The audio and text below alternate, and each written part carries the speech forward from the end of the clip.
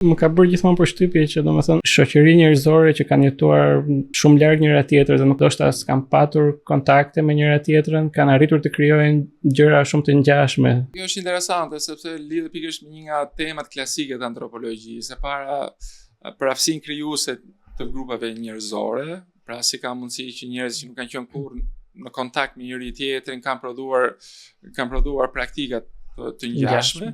Por në anën tjetër do të kuptojmë që dhe njeriu është një qenie që ka qarkulluar dhe praktikat e kulturore ai ka mbartur.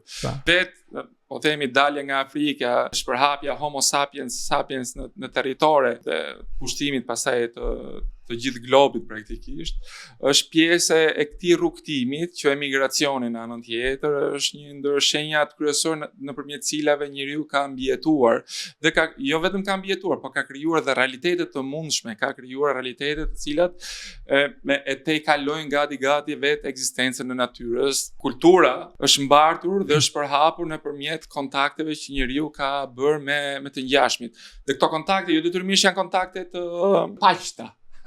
janë kontakte të dhunshme, janë kontakte përplasjesh, janë kontakte konfliktesh, por sigurisht që si thot Levi Strauss, njerëzit kurdoherë kanë shkëmbyer 3 gjëra mes vetit, kanë shkëmbyer fjalë, madhra dhe njerëz. Pra kryesisht gra në këtë sens, pra nëpërmjet logjikës të italiancave. Pra kulturë, mjete prodhim, pra ekonomi dhe ndjetesë biologjike në këtë.